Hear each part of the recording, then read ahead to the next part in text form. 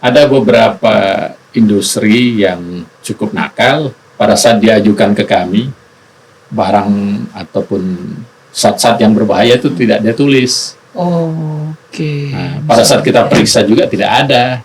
Oke. Tapi pas dia jual ke pasaran, dia tambahin macam-macam. Kalau ada masyarakat yang merasa ini, lapor ke kami. Itu justru lebih bagus ya. Lebih bagus. Jadi dari laporan itu kita akan lakukan apa yang disebut dengan tindak lanjut berupa klarifikasi. Klarifikasinya apa? Klarifikasi by data juga. Iya kan?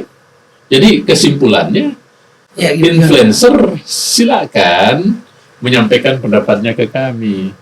Tapi yang kita harapkan dari influencer memberikan edukasi pada masyarakat. Itu, Prof. Sebenarnya. Edukasi yang penting. Tetapi kalau persoalan yang berhubungan dengan persaingan bisnis, ya. Dia tidak bisa mengapprove walaupun dia dokter. Tapi dokter kan dia dokter apa?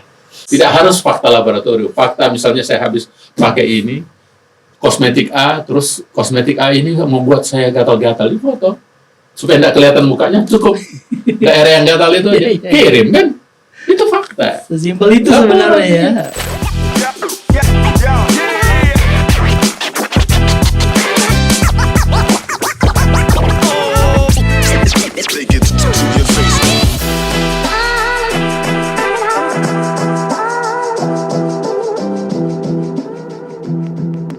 Assalamualaikum warahmatullahi wabarakatuh, rekan-rekan pers. Kita ketemu lagi di program DPO dari Pulau Mas. Ini belakangan ini ramai isu-isu skincare ya. Ada doktif alias dokter detektif. Kemudian menjelang puasa ini juga kita agak waspada nggak ya? Perlu nggak waspada dengan makanan-makanan aman menjelang puasa? Juga ramai isu obat-obat berbahaya. Nah, studio kita telah hadir narasumber luar biasa.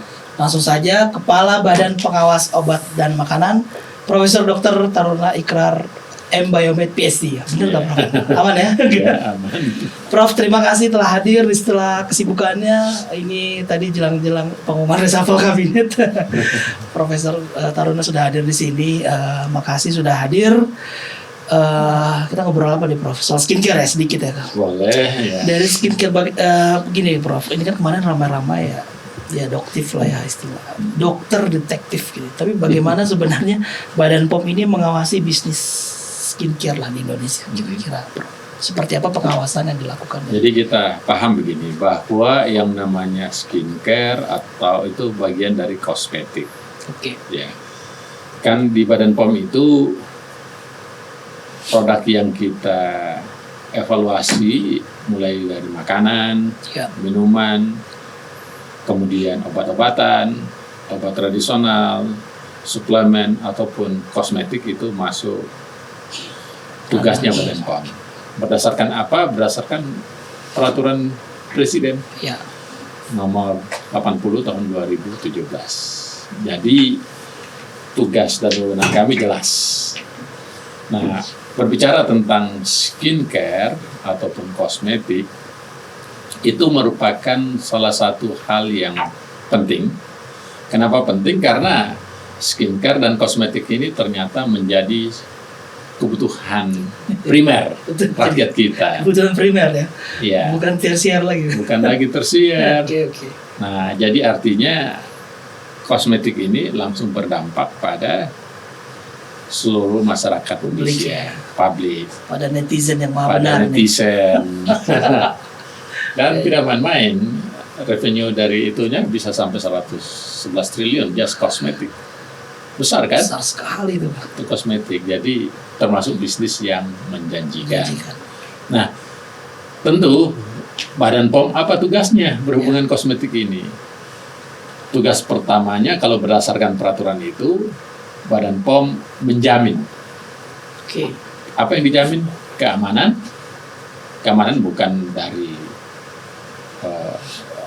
hal-hal tertentu, tapi aman tidaknya produk itu dipakai sama, kan begitu, dikonsumsi, aman. Aman. Yang kedua, menjamin kualitasnya, dan berikutnya menjamin apa yang tertera di situ sebagai di kemasannya. Orang bilang klaimnya apa, apakah memperfresh muka, memutihkan putih, mencerahkan kulit, ya. Di situ kan ada klaim. Nah, tentu harus sesuai dengan klaimnya itu. Jadi, oleh karena itu, maka prosesnya berlapis evaluasinya mulai dari tahap yang kita sebut dengan tahap aplikasi, terus ada tim evaluator, kemudian setelah tim evaluator menyetujui, masuk ke direktur bidang standarisasi kosmetik, terus di atasnya itu ada lagi yang disebut dengan deputi. Nah, setelah deputi baru diputuskan oleh Badan POM. Nah, itu kan jadi dengan demikian maka jelas itu ada proses evaluasi bertingkat. Dan bagaimana kalau terjadi sesuatu yang tidak benar? Badan POM punya hak melakukan penindakan baik bersifat administratif maupun melakukan penindakan yang disebut dengan penindakan penyitaan. Ini di sela proses pemeriksaan atau setelah? Setelah kan ada yang namanya pre-market. Yang tadi untuk sampai yang evaluasi itu pre-market. Oke. Tapi ada juga post-market. Setelah udah ini. Iya. Setelah dijual, ternyata setelah ada masalah ya kita punya tugas untuk menarik, mencabut izinnya. Bahkan kalau misalnya secara sengaja dia memberikan bahan yang berbahaya, Badan POM punya hak untuk melakukan penyitaan, penindakan, dan pro justisia.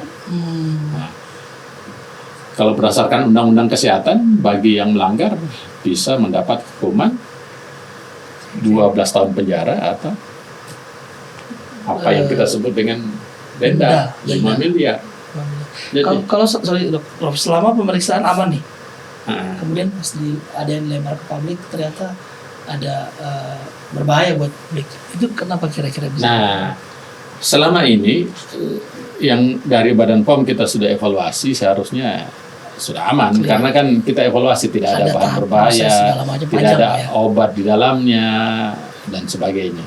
Tapi kenyataannya ada beberapa industri yang cukup nakal pada saat diajukan ke kami barang ataupun zat-zat yang berbahaya itu tidak dia tulis. Nah, pada saat kita periksa juga tidak ada. Tapi pas dia jual ke pasaran dia tambahin macam-macam. Bukan cuma nakal banget ini. Nah, contoh paling konkret kan apa yang terjadi di Sulawesi Selatan. Yang kemarin rame-rame. Nah, sudah 3 yang pro justis ya, dan dia sekarang menunggu proses hukuman dari pengadilan berapa kan? Iya. Karena kan semua, walaupun ada katanya setinggi-tingginya 12 tahun penjara, kemudian denda 5 miliar, tapi kan itu harus pengadilan yang putuskan berapa. Iya, betul. Apakah 1 miliar, 5 miliar, betul. Tertinggi. Jadi itu tergantung maksimal itu ya. Maksimal, dan Badan POM hanya sampai pada tingkat mengajukan tuntutan. Badan POM yang mengajukan tuntutan. Iya, bersama dengan tentu atas nama kita, yaitu kejaksaan. Kan begitu. Betul. Tadi disebut soal klaim nih, Prof ya. Sekarang ramai-ramai kan overclaim. Kandungan misalnya apa ya, saya kalau nggak salah sebut niacinamide gitu ya, kandungan itu bisa mencerahkan kulit 5 hari kah? Ini menurut influencer ya. Itu gimana Prof, Badan POM melihat overclaim ini? Ada aturannya nggak? Kan lagi mereview draft aturan baru ya. Iya. Yang aturan untuk klaim dan sebagainya sudah ada sebetulnya. Sebetulnya sudah ada. Bahwa taruhlah contohnya mengenai dosisnya, mengenai fungsinya. Kalau dia lakukan itu lantas tidak sesuai apa adanya, itu kan berarti menipu rakyat kan? Jatuhnya penipuan. Dengan demikian maka hukumannya ke sana. Ya. Pidana itu bisa pidana. Nah, kalau hubungannya yang kita mau atur itu adalah bagaimana yang bisa memberikan hak untuk mengaproval. Review produk maksudnya? Iya, review produk, approval atau tidak. Kan tentu cuma lembaga negara kan? Menarik. Iya kan? Betul. Bagi bukan lembaga negara bisa punya hak-haknya sebagai konsumen, bisa menyampaikan. Menyampaikan ke publik misalnya ya sesuai dengan kerugian yang dialami. Kan itu. Nah, tapi yang jadi masalah kan kalau mereview produknya orang, ya kan, apalagi yang mereview ini punya produk juga, kompetitor jatuhnya. Itu jatuhnya bukan demi kepentingan rakyat, demi menjatuhkan saingan bisnis dengan menaikkan kepentingan bisnis Jadi ini sendiri. ada aturan buat reviewer nanti. Nah, kita mengatur siapa yang berhak mengapprove. Meng-approve istilahnya ya. Iya, Approval. mengapprove karena yang bisa mengapprove Legal standingnya Pak. legal standingnya tentu Badan POM. Tidak mungkin lembaga ini kita serahkan ke orang Orang lain. per orang bahkan. Orang per orang nggak bisa dong, harus lembaga. Nah, Wah, jadi contohnya kalau misalnya ada yang didapatkan kurang bagus atau apa, dilaporkan aja ke kami, kan sederhana. oh, Laporkan ke kami yang menindaklanjuti. Dan kalau setelah klarifikasi terjadi, misalnya ini produk minuman ini misalnya, terus setelah itu ada kandungan berbahaya di dalam, ada yang komplain nih. datang ke kami, Oh bisa gitu ya. iya, Mengajukan melaporkan keluhan gitu ya. keluhan, lapor, dan Badan POM yang akan tindak lanjut lihat pemeriksaan laboratorium dan sebagainya. Kalau ada hasilnya, kami umumkan ke publik dan kami tarik Oh sanksinya itu. sanksinya bisa. kan. Bahkan kami juga berhak Pidana kan bisa. mempidanakan. Kan bagus kan? Iya gitu. Oke. Nah, jadi kita tidak pernah melarang kebebasan masyarakat untuk menyampaikan pendapat, tidak ada. Justru ditunggu nih. Ditunggu. Nah, tapi kalau yang berhubungan dengan yang tersebut, ya tentu sangat bagus kalau langsung ke Badan POM. Badan POM akan bertindak karena dia punya perangkat hukum namanya, perangkat otoritasnya, Otoritasnya. haknya untuk menyampaikan itu. Nah, hak ini tidak pernah diserahkan ke masyarakat. Karena kata-kata approve itu harus berbasis fakta dan berbasis Ilmiah dong ya. ilmiah. Kan begitu. Iya, iya. Basis ilmiah bagaimana? Kan ada laporan misalnya di suatu produk mengandung zat-zat yang berbahaya. Kan harus dibuktikan. Betul. Uji lab lah. Uji lab. Badan POM punya instrumen untuk itu. Dia menindaklanjuti laporan dengan menguji. Hasil ujiannya itu kalau memang benar, seperti yang terjadi di Makassar Makassar itu. Kosmetiknya mengandung, laporannya mengandung kosmetik. Nah, Balai Besar POM di Makassar melakukan pengujian dan terbukti iya. Maka Balai POM Makassar melapor ke Kapolda dan Kapolda menindaklanjuti, kan begitu caranya. Iya. Nah, harus dipahamin kalau orang yang tidak berhak memberikan approval ini dan menyampaikan review, ujung-ujungnya nanti saling tuntut menuntut karena perusahaan satu menganggap. Iya. Itu kan yang terjadi sekarang, Prof. Nah, itu yang terjadi. Saling mereview satu sama lain Iya. gitu ya, bahkan yang tadi Prof bilang jatuhnya menjatuhkan saling lawan menjatuhkan. bisnis. Nah, Ini dan- bisa disanksi nggak, atau siapa yang berwenang untuk menegur lah para reviewer ya yang Badan POM dong, makanya saya bisa tegur langsung kan. tunggu laporan, atau biasanya gimana ada proses untuk yang reviewer, terutama reviewer yang mereka bilang wah produk A ini ternyata ini belum terbukti Iya. gitu kan. Baik ada yang melapor ataupun tanpa melapor, kami bisa bertindak. Bisa jemput bola sebenarnya. Iya. Karena itu kan hak kami. Nah, misalnya apa yang terjadi kan sekarang seperti itu, saling tuntut menuntut. Kan Itu ramai itu ya. A dituntut dengan B, bahkan berkelahi di muka umum, kan cukup aneh kan. Viral gitu. Nah, itulah akibatnya kalau tidak ngikutin aturan. Dan harus diketahui juga ada peraturan tentang rahasia dagang nomor 30 tahun 2000. Itu kontennya, metodenya, sistemnya membuat produk itu tidak boleh diumumkan ke publik. Itu kan melanggar juga kan. Melanggar juga, Nah, ya. ada yang bilang kan ini kan, tapi ada kan hak konsumen untuk menyampaikan pendapat. Silakan kalau memang merasa dirugikan. Iya, kalau merasa dirugikan silakan Lapor, datang, tapi bukan tujuannya untuk persaingan bisnis. bisnis. Iya kan? Itu Jadi objektif lah. objektif. Jadi dengan demikian, kenapa Badan POM mau repot-repot mengatur? Landasannya jelas. Pertama, kita tidak ingin terjadi huru-hara atau saling tuntut menuntut di masyarakat. Karena memang itu hak kami. Kami ingin mengatur itu supaya apa? Semuanya aman.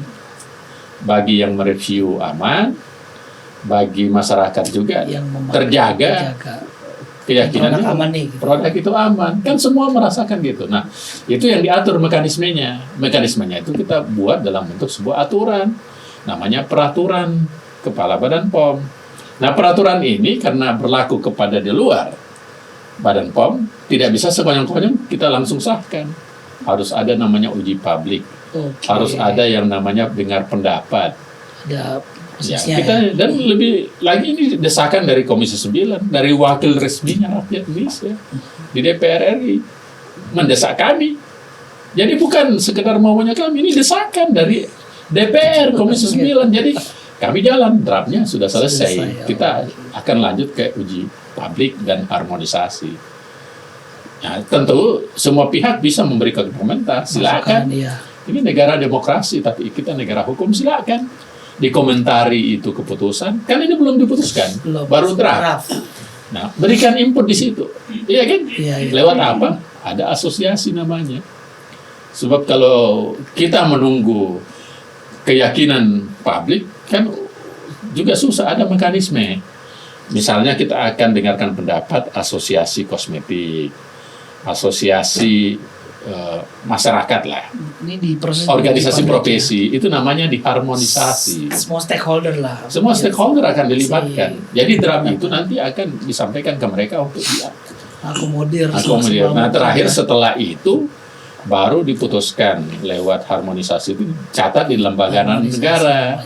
Kan begitu prosesnya, tidak ucu-ucu, bukan otoriter kita langsung buat, tidak, kita dengar aspirasi. Ya, ini skincare kan rame banget nih, Prof ya. Rame Apalagi kue bisnisnya tadi triliunan. Sebenarnya data di Badan POM tuh seperti apa? Nah, jumlah produk.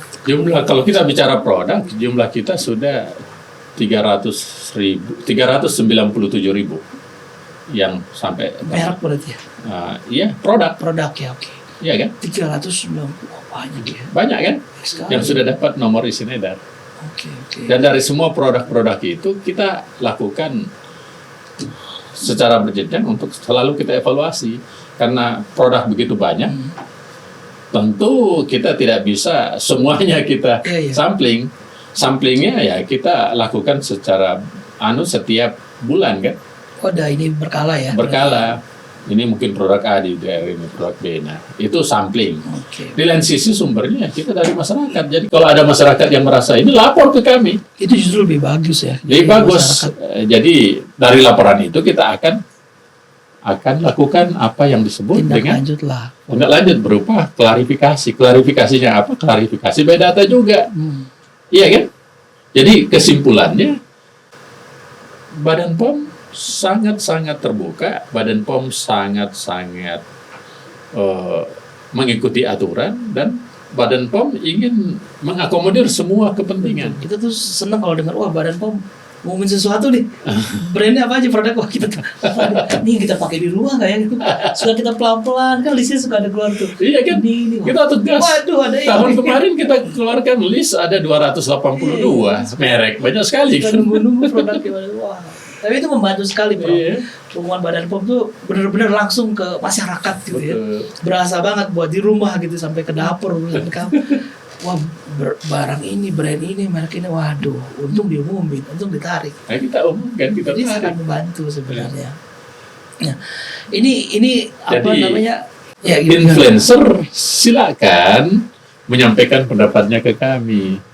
Tapi yang kita harapkan dari influencer memberikan edukasi pada masyarakat. Itu, Prof. Sebenarnya. Edukasi yang penting. Tetapi kalau persoalan yang berhubungan dengan persaingan bisnis, ya, direm-remlah dikit, iya kan? Kasih itu keputusan itu sama Badan POM, karena memang undang-undang secara tegas bahwa yang bisa approve produk ya. Produk itu Badan POM. Iya kan? Tapi kan beberapa influencer ya sebagai dokter lah ya. Dan mengklaim sudah melakukan uji lab.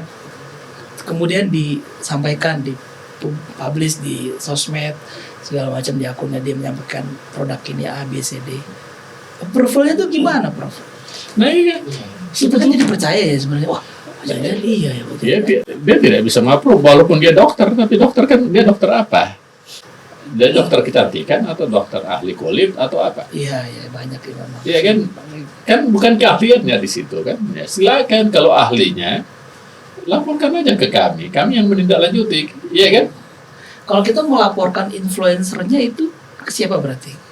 Kalau influencer dilaporkan ke polisi. Ya, ya, karena kan di situ kan produknya ke Badan POM. Kalau produknya ke kami. Temen ya. Jadi kalau produk lapornya ke Badan POM. Kalau persaingan bisnis jangan lapor ke kami, lapor ke polisi. Tapi bisa nggak? Wah, khawatir kena prank nih. Ternyata persaingan bisnis nih. Pernah begitu, Prof? Badan POM atau ada evaluasi lagi? Oh, ini jangan diterusin laporannya ternyata. Enggak, makanya kalau ada laporan, kita terusinnya dalam bentuk mencari produk itu dan kita cek ke lapangan. Kan klarifikasi itu namanya klarifikasi. Jadi ceknya bukan by ngomong, by data di laboratorium.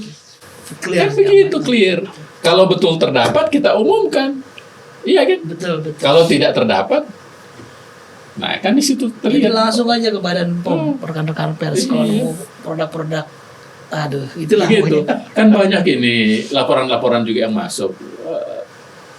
Tahun ini bisa puluhan ribu laporan itu. Banyak ya. Kita kan tanggapin semuanya dan pada saat laporannya tidak benar tentu kita tidak teruskan. Iya, pasti kan. Kita Tadi sampaikan kepada yang melapor, ini loh faktanya. Iya kan? Oh, ada feedbacknya langsung ke pelapor juga ada Ada ya? feedbacknya dong. Dia melapor, kita jawab kan. Oh, ini Jadi komedi nih, bagus sekali nih. seperti itu. Dan kita punya unit pelaksana teknis dari Sabang sampai Merauke.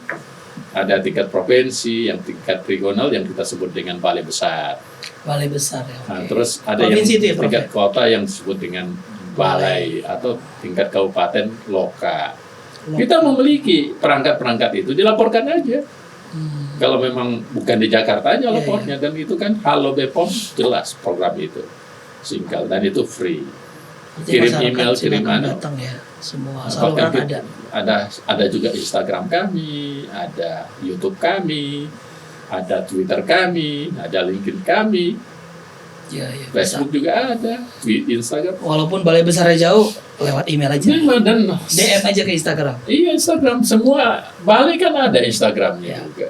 DM akan dibaca, tapi bagus juga kalau disampaikan dengan data. Oke. Sehingga data itu bukan hanya data laboratorium. Misalnya, saya pakai kosmetik ini, wah tiba-tiba saya gatal. Foto itu Bukti kirim ya. Oh. ke kami. Itu kan bukti, itu disebut fakta. Buktinya di situ. Gara-gara saya pakai ini, saya jadi gatal. Itu kan fakta. Tidak harus pergi ke laboratorium, periksa. Iya kan? Jadi nggak usah dibikin susah ya sebenarnya. Dan susah, lapor aja Lapor cepat. aja. Tugas kami yang menindaki. Follow up. Tugas kami yang follow up. Karena kita punya perangkat dari Sabang sampai Merauke. Kayak baru sekali dengar Badan POM terbuka ini. Iya. Tidak usah takut, Iya, Badan POM iya. tidak pernah ini. Tidak pernah menyusahkan rakyat. Kita Betul, berharap mempermudah. Nah, Apalagi di bawah kepemimpinan saya sudah proklamasi kan. Saatnya bersahabat dengan pers, saatnya bersahabat dengan media, saatnya bersahabat dengan influencer. cocok. Saya umumkan, saya bersahabat. Coba lihat sebelum saya mimpin, Ya, sangat agak seperti- tertutup memang kita tertutup. lihat. Karena saya sangat terbuka dan saya siap dikritik, siap dibully bahkan silakan aja, dinikmati aja kalau dibully. Tapi kan kita ambil manfaatnya Betul, bahwa betul. masukan netizen itu penting. Penting, kita Penting. langsung dari bawah sekali Dari tuh. bawah. Nah, jadi Fakta di supaya lapangan. tapi tunjukkan fakta. Yes. Tidak harus fakta laboratorium. Fakta misalnya saya habis pakai ini kosmetik A, terus kosmetik A ini membuat saya gatal-gatal, di foto supaya tidak kelihatan mukanya, cukup daerah yang gatal itu aja Iya, iya. kirim kan, itu fakta. Sesimpel itu sebenarnya ya. Dan kita tidak lanjuti misalnya persoalan laporan tentang susu, laporan tentang makanan. Latio kan awalnya dari laporan seperti itu. Oh tadi di laporan itu juga ya. Kita sudah ambil keputusan tegas kan. Ya. Awalnya tentang kosmetik juga dari kami dilaporkan ada di Makassar. Kita perintahkan klarifikasi dari Balai Besar POM Makassar. Dia turun, dia periksa. Faktanya seperti itu, dilapor ke Ini polisi. termasuk salah satu yang heboh dan viral di Makassar. Heboh dan viral karena fleksinya itu. Flexi. Oh, Profesor. Ya, ternyata Ada juga di Profesor. Mereka fleksi begini itu sekarang ternyata Ganti baju oranye sekarang. bantu orang. Itu karena Badan POM tegas. Oh, itu dari Tidak, apa dan apa. kita tidak bisa ini. Nah sekarang pelaku-pelaku seperti itu apa dia ikhlas saja? Tentu kan dia mau membela diri dengan cara berbalik menyerang kami. Kami tidak takut diserang. Oh diserang balik. Kayak Karena, apa Prof? Serang karena kami balik? kan merasa benar Iya, dan iya. melindungi rakyat. Betul. Nah, Penting apalagi melindungi polisi konsumen. bersama kita. Alhamdulillah, kita tegas. Kayak apa model serangan baliknya mereka, Prof? Ya, Misalnya. macam-macam di sosial media lah. Oh. Nah, itu biasa. Oke, itu Saya kira semua lembaga merasakan hal yang sama dalam Oke. menegakkan kebenaran ya. Artinya Pasti sama. kita kan melindungi konsumen. Kita Prof, melindungi ya. konsumen. Ini sudah betul. Prof tadi bicara soal makanan nih, ini menjelang Ramadan. Oh, iya, iya, Sedikit iya. soal makanan. Makanan aman menjelang Ramadan. Ya, Sedikit lah, Prof. Kira-kira Iya. tajil yang saya suka nyari tajil di Ben Hill gitu ya. Hunting tajil gitu. jadi Gimana? kami sudah buat edaran ke seluruh balai POM se-Indonesia untuk mempersiapkan diri untuk melakukan apa yang kita sebut dengan intensif pengawasan. Oke. Nah, intensif pengawasan itu apa? Intensif pengawasan itu apa? Artinya intensif pengawasan itu begini. Mereka datang ke masyarakat, datang ke tempat-tempat penjualan, Jualan. ke supermarket, kemana-mana dan sebagainya untuk secara intensif, secara terus-menerus untuk mengecek. Mengecek apa? Pertama, kepastian keamanan produk itu. Oke. Yang kedua tentu legal atau tidaknya, Oh, isinya juga ya. sesuai dengan ketentuan. Yang ketiga, aspek kadaluarsanya berbahaya atau tidak. Penting. Terus yang keempat, apakah makanan ini mengandung zat-zat yang pengawet yang berbahaya berbahaya, lah misalnya ya buat dikonsumsi. boraks, mengandung formalin atau mengandung zat plastik. Kan pernah ada gorengan dibuat plastik Iya. gitu supaya kelihatan. Tapi orang kita cerah. termasuk kuat, Prof. Kan Iya. makan apa aja. Nah, mikroplastik. Kita cek semuanya Iya, oke. dan kita punya hak kalau terjadi masalah kita menindak, kita ke Publikasi lah ya. publikasi dan bukannya publikasi, kita sita barang itu, Tarik. tarik kan. Nah, kalau memang dia tidak ini, tapi pada umumnya kan takjil ini menjelang Ramadan hubungannya dengan makanan-makanan siap saji, Yes. ya kan, untuk buka puasa. Buka puasa. Nah, kita mau edukasi masyarakat Iya, gimana nih? untuk makanan aman itu bagaimana? Pertama, pastikan cek klik. Jadi, kalau makanan yang ada labelnya dalam artian dalam kemasannya, pastikan kemasannya klik. K pertama itu kemasan. Pastikan kemasannya sesuai dengan apa peruntukannya. Oke. Dan sampai kemasan Buat apa tapi buat apa? buat gitu. apa, gitu kan? Oke, Itu oke. kemasan harus pasti. Nah, terus dari kemasan itu lanjut klik LTL. Labelnya kan ada label di situ. Iya, tertera di sana. Tertera labelnya ini untuk makanan apa, kandungan gulanya, kandungan apanya kan Klik ya. klik labelnya. Termasuk yang paling penting di situ ada izin edar dong. Izin edar. Nah, izin edarnya Ini kan, izin edar ya. iya, I-nya itu izin edar. Izin edarnya kan terbagi dua. Ada biasanya MD, makanan domestik, Oke. Oh iya. atau makanan L, makanan luar negeri, negeri. impor berarti, atau di situ PIRT, produk industri rumah tangga. Oke. Kan itu Kita suka lihat. ada labelnya di situ, izinnya ada. Izin edar. Terus yang Kak terakhir terakhir apa nih? kadaluarsa, Kadaluarsa. Oke. expirednya. Nah, di setiap makanan kemasan harus ada 4 ini Saya tertulis. biasanya yang lihat bagian yang terakhir aja, Prof. Kadaluarsa. Kadaluarsanya. Nah, itu bagus, sudah bagus. Karena kalau dia kadaluarsa kan dia bisa menimbulkan Efek-efek ya. efek yang lain karena kan sudah basi, Iya, iya. ya kan, sudah rusak. Maksudnya KLI-nya nggak dilihat, cuman K-nya itu. Kadaluarsa aman. Masih sehari lagi udah sikat lah. Iya. Jadi KLIK. Oh, Klik. itu menarik. Dicek itu. Siap. Nah, di samping tentu produk-produk yang beredar, apakah itu makanan siap saji, contohnya kue-kuean tajil itu dilihat ada nggak zat pewarnanya. Iya, tapi makanan-makanan begitu kan suka nggak ada labelnya ya. Nah, biasanya dia PIRT biasanya. Oh, PIRT maksudnya ya. Nah, jadi Industri rumah tangga. kalau dia seperti itu, kalau ada masalah dilaporkan ke kami akan turun. Tapi kita punya balai, kan pasukan kami hampir 7.000 se-Indonesia.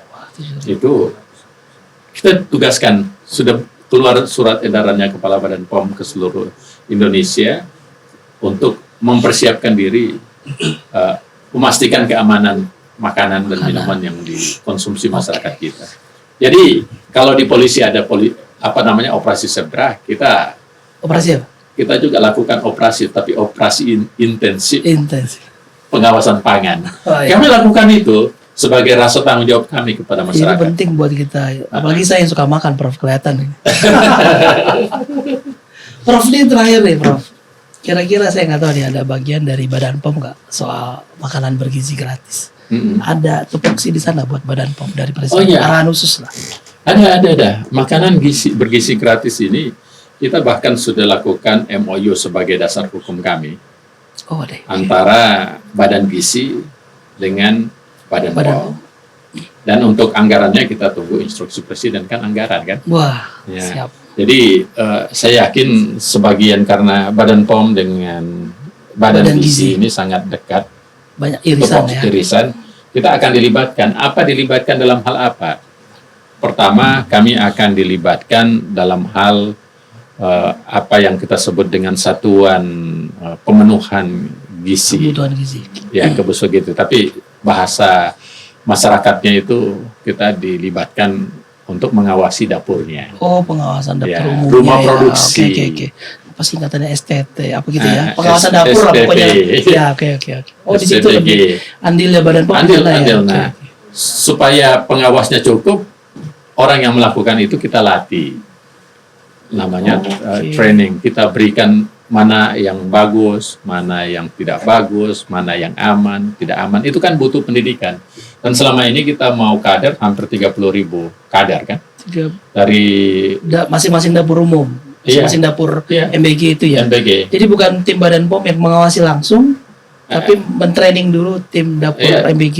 Termasuk kita turun Juga. ditambah, tapi kan butuh tenaga tambahan. Biar ini ya. Kita butuh. Karena kita kan cuma 6.700 Indonesia pegawainya. Sementara ini nanti sampai maksimalnya akan 82 juta kan. Iya, se-Indonesia Raya. Indonesia dengan ada 30.000 lebih dapur.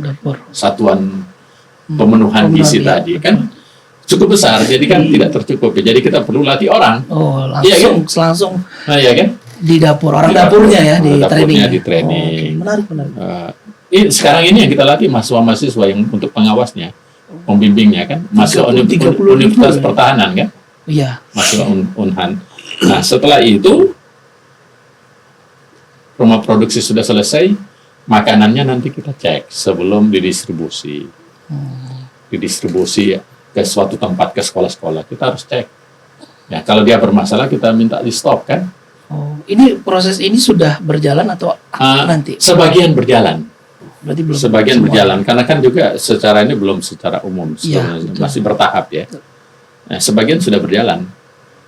Nah, terus yang berikutnya setelah itu apa Badan POM tugasnya? Ada 13 item, Banyak deh ada arahan 13 presiden. program sampai dengan terakhir mau dibagikan kepada anak-anak. Badan POM juga dilibatkan untuk memastikan yang sampai ke anak itu aman. Aman. Nah, termasuk kita juga melatih bagaimana kalau terjadi atau proses mitigasinya kalau terjadi keracunan. Sesuatu. Oke. Yang disebut kejadian luar biasa itu kalau ada 2 orang atau lebih keracunan. Oh, 2 itu sudah orang lebih. KLB itu, keracunan luar biasa. Kejadian luar biasa. Kan yang 2 orang lebih itu dihitung. Dihitung. KLB ya? jadi 2 atau lebih itu berarti Keracunan massal maksudnya. disebut kejadian luar biasa, Kejadian KLB. Oke. Itu aturannya berdasarkan peraturan pangan ya. Oke. Nah, kalau setelah itu, ya kan, kita bermitigasi supaya itu tidak terjadi. Tapi kalau terjadi, bagaimana tadi pencegahannya? Mitigasinya. Tapi bagaimana kalau terjadi, gimana penyelamatannya anak-anak itu? Kita latih, termasuk bagaimana mengirim puskesmas atau fasilitas kesehatan lainnya. Ada SOP-nya. Ada SOP-nya. Jadi itu peran Badan POM sangat Cukup vital juga berarti vital di untuk program MBG. makan bergizi gratis. Dan kami sudah komit akan mensupport Badan Gizi Nasional untuk mensukseskan. Tugasnya makin banyak nih. Nah, Luar biasa nih. selain itu juga kita dapat tambahan tugas dari Presiden hubungannya dengan UMKM, Apa, Prof? usaha Untuk kecil dan apa di mikro. bagian apanya di Ya pada saat produksi, pengawasan di sana? iya, Oke. kan begini, UMKM ini kan memproduksi makanan, kan harus ada PRT, Iya, PRT. Takjil tadi misalnya. tajil PRT, kan ini usaha mikro dan kecil. Nah, jumlahnya kan sangat besar, 4,7 juta Banyak. pelaku usaha. untuk di bidang pangan aja. Ya, kita ingin membantu mereka supaya dia memenuhi standar. Ya, ini linear dengan program Astra Cita ya. Iya. Terus, Ketahanan pangan lah, soal ketahanan pangan. Belum lagi kalau kita bicara tentang obat tradisional, begitu banyak. Kita ada 17 item, 17.000 item obat asli Indonesia. Itulah yang disebut obat tradisional. Dan dari 17.000 itu yang naik setingkat obat untuk diekstrak produknya untuk jadi baru 21 dari 17.000. 17.200 lebih. Kerjaan rumahnya banyak dan itu perlu kita itu bagian dari UMKM juga. Baik. Jadi kalau obat biasanya perusahaan-perusahaan farmasi karena di situ kan sangat kritis ya. Iya. Nah, tidak boleh ada masalah ya. Karena obat. Jadi kesimpulannya Badan POM punya keterlibatan ke berbagai sektor. Baik. Untuk melayani masyarakat luas. Oke, Prof, ini terima kasih ngobrol-ngobrol panjang ini udah dikasih gitu-gituin saya. Cukup. Sebenarnya ini seru nih, panjang ngobrol-ngobrol ya. Yeah. Tapi oke lah, nanti kapan-kapan mampir sini lagi, Prof. Okay. Rekan-rekan pers, terima kasih sudah buat yang udah nonton. Jangan lupa subscribe channel YouTube Nusantara TV dan NTV News ID. Jangan lupa share, like, komen ya di YouTube kita. Terima kasih, tim DPO izin pamit. Wassalamualaikum warahmatullahi wabarakatuh. Waalaikumsalam. Prof, terima kasih. Terima kasih. Saya izin foto dulu, selfie dulu, Prof. Kita selfie dulu.